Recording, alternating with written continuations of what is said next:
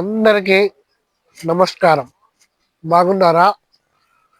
మన ఛానల్లోకి మీ అందరికీ స్వాగతం, సుస్వాగతం.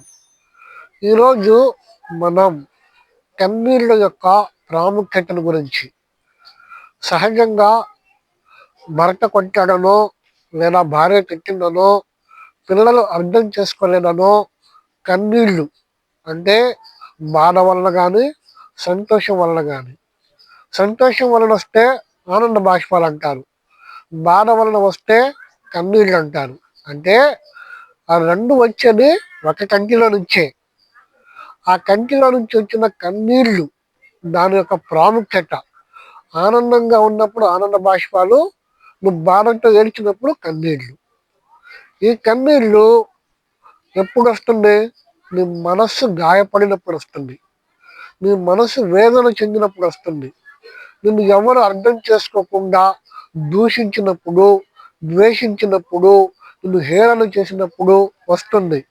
లేదు, నువ్వు ఉద్యోగం రాలేదు, నిన్ను నలుగురు ఏం చేస్తున్నావు అని అడిగినప్పుడు వస్తుంది. లేదు, వివాహం కాలేదు, ఇంకా వివాహం కాలేదని అడిగినప్పుడు వస్తుంది. లేదు, కుటుంబంలో సంపాదన లేనప్పుడు ఇరుగు పొరుగు వారి ద్వారా వస్తుంది.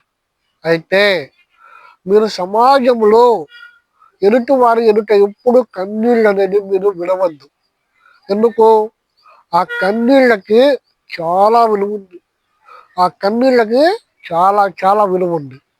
అయితే మీకు బాధ కలిగిందేమో అని నాకు తెలియదు కదా, మీకు తెలిసింది. ఎందుకు? ఆ స్థానంలో ఉన్నది మీరు. ఏ స్థాయిలో ఉన్నారో ఆ బాధను అనుభవిస్తుంది మీరు. అయితే ఆ బాధల్లో నుంచి మీరు విడుదల పొందాలంటే మీకు ఒక మంచి ఆలోచన చెబుతా. అయితే మీరు ఏ మనిషి ఎదుట ఎవరి దగ్గర ఏడవద్దు.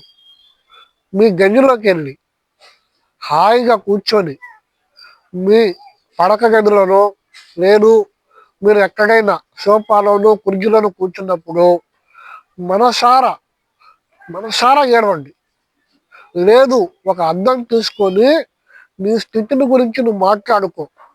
నా స్థితి ఇలా ఉంది, నేను ఎలా ఉన్నాను, నేను కరెక్ట్గా ఉన్నానా లేదా, వాడు చేస్తుంది నిజమా కాదా అనేది మనసారా నీలో నువ్వు మాట్లాడుకొని మనస్ఫూర్తిగా నీ గదిలో నువ్వు ఏడ్చేయి. ఎలా ఏడవాలంటే నీ మనసు పూర్తిగా, నీ హృదయంలో భారం మొత్తం దిగిపోయేలాగా ఏడువు. నీ గుండెల్లో ఉన్న ఆవేదన మొత్తం దిగిపోయేలాగా ఏడువు. నీ కళ్ళల్లో ఉన్న కన్నీళ్లు మొత్తం ఇంకిపోయేలాగా ఏడువు. ఆ తర్వాత నువ్వు వాష్రూమ్కి వెళ్ళి కాళ్ళు చేతులు ప్రశాంతంగా కడుక్కొని వచ్చి నీ పని నువ్వు మొదలుపెట్టు. విజయం ఇస్తాడు. నీ పని నువ్వు మొదలుపెట్టు. నీకు జయం వస్తుంది, విజయం వస్తుంది. వాళ్ళు వీళ్ళు తిట్టారు, వాళ్ళు వీళ్ళు హేళన చేశారన్నప్పుడు నీ మైండ్ అనేది పనిచేయదు. ఆ కన్నీళ్ళలోనే, నీ వేదనలోనే నీ ఆలోచన అక్కడే ఆగిపోతుంది. ఆ ఆలోచన నుంచి బయటపడాలి, ఆ వేదనల నుంచి నువ్వు బయటపడాలంటే ఏం చేయాలి? మనస్ఫూర్తిగా నీ హృదయం నిండా ఏడ్చేయి. ఎలా ఏడవాలి? ఎక్కెక్కి ఏడ్చేయి. నీ కన్నీళ్ళకి రాకూడదు. ఆ కళ్ళ నుంచి కన్నీళ్ళు ఇంకిపోవాలి. ఇక ఏడవడానికి కూడా ఓపిక ఉండకూడదు. అలా ఏడ్చేయి. అప్పుడు ప్రశాంతంగా వాష్రూమ్కి వెళ్ళి కాళ్ళు చేతులు కడుక్కో, మొహం కడుక్కో. ఇక నువ్వు ఉద్యోగ ప్రయత్నం చేస్తావా? చెయ్యి. వివాహ ప్రయత్నం చేస్తావా? చెయ్యి. వ్యాపార ప్రయత్నం చేస్తావా? చెయ్యి.